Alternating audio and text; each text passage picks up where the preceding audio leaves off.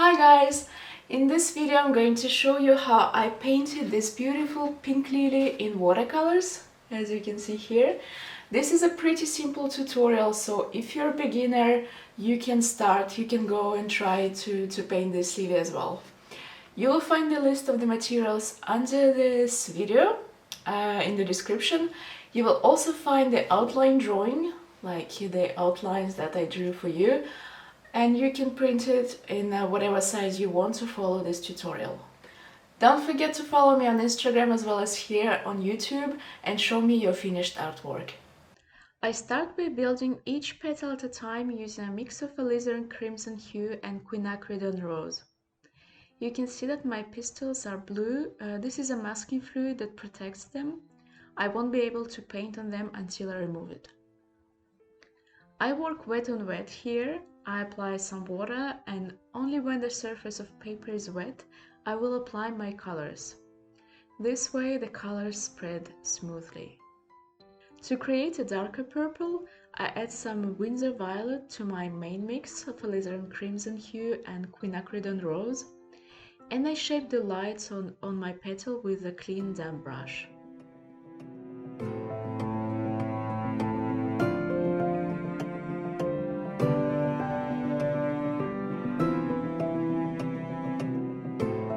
When you put water on your paper, a good thing to do is to check how much water you applied, looking at it from a different angle. You should be able to see the texture of your paper. If you can't, if it's a smooth water surface, then you probably put too much water. In that case, you can remove some with your dry brush.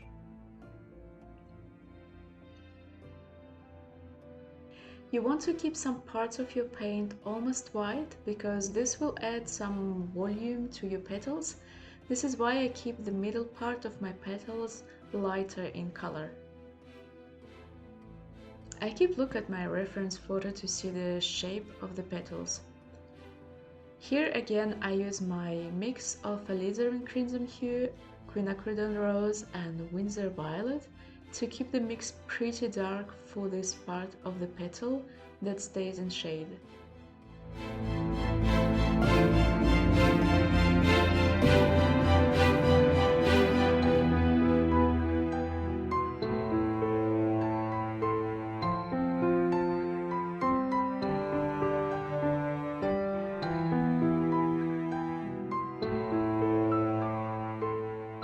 I sometimes use my hair dryers to speed up the process.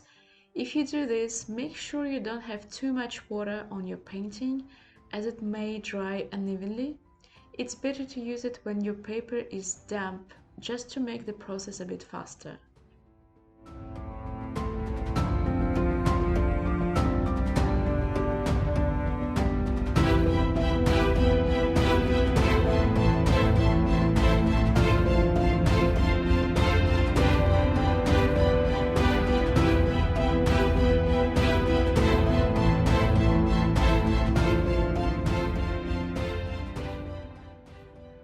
The flower has orange and yellow shades on its petals, so I use a mix of cadmium yellow pale and alizarin crimson hue to create an orange mix.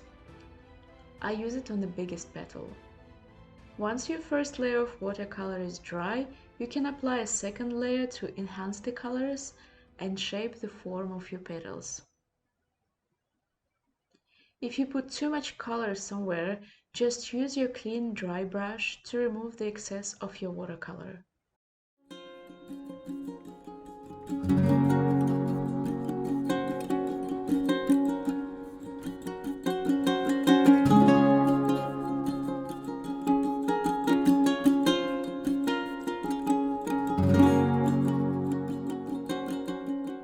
Here I use a bit of my cadmium yellow pale to add some warmth to my petal and make it look more natural.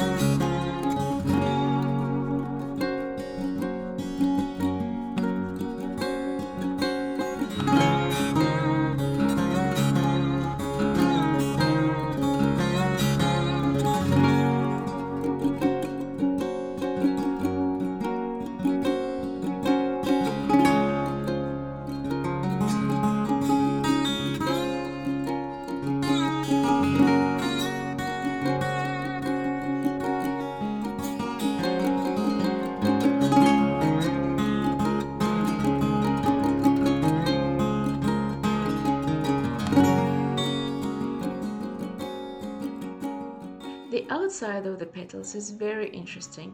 It has some yellow in it as well as some orange and green, so I mostly use my cadmium yellow pale, alizarin crimson hue and some sub-green to show that richness of these colors.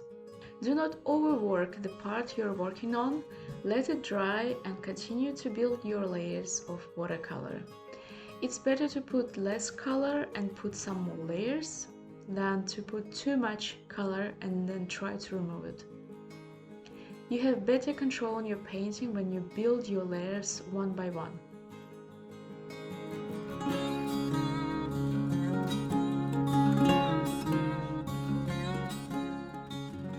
To obtain a darker green, I mix some indigo with cadmium yellow pale. I keep this painting pretty simple, I don't go into a very realistic texture.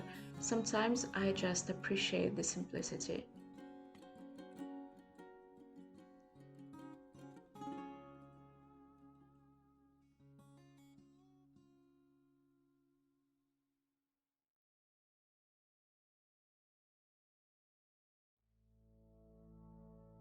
My first layer of the stem is dry. I start to apply a second layer.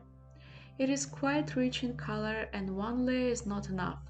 I use my hairdryer if you need it to speed up the process a bit. Now I use cadmium yellow hue and the same orange mix I used for the outside of the petals, so it was a mix of alizarin crimson hue and cadmium yellow pale to keep the colors consistent. I also used some burnt sienna to darken my shades.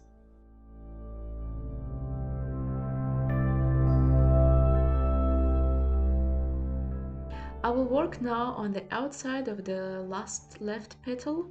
This one has a lot of yellow in it, so I keep applying and drying the layers of color.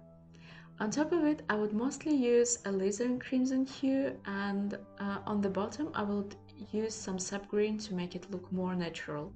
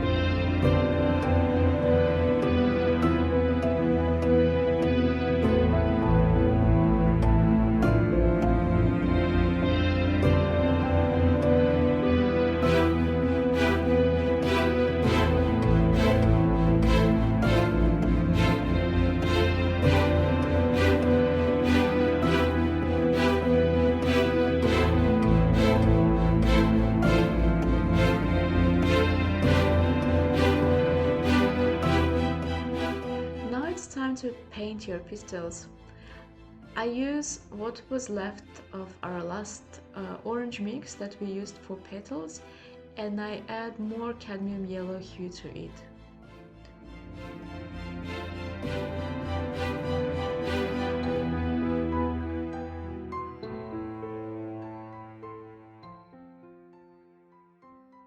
I also used some burnt sienna at the top.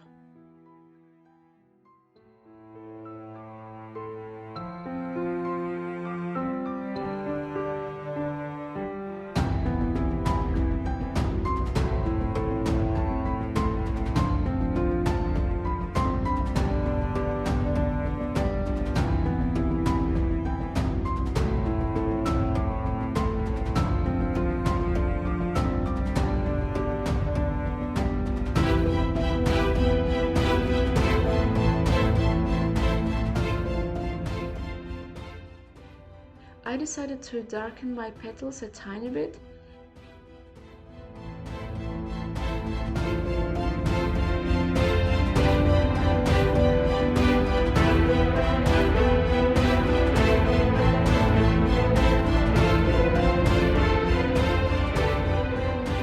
Now let's paint some veins with a dark mix of Winsor Violet, Alizarin Crimson Hue and Quinacridone Rose. In order to do this, your brush should contain just a bit of watercolor.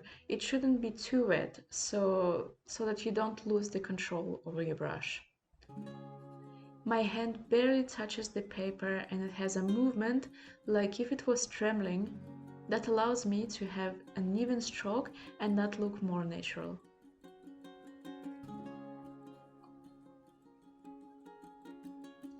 This is also a good time to look at your piece and decide if you have to darken some parts or if you're happy with it.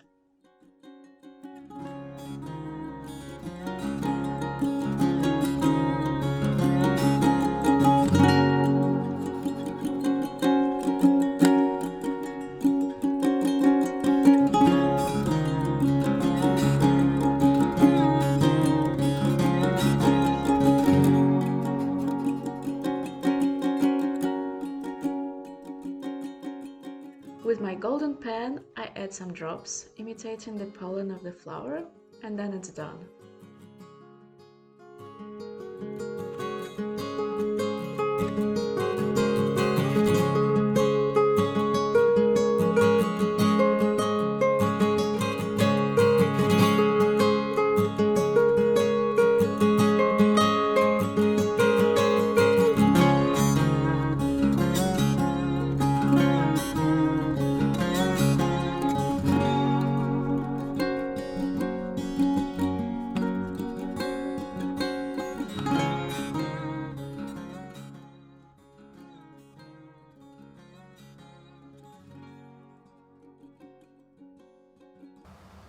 So I hope you managed to follow this tutorial and you got a pretty result with me.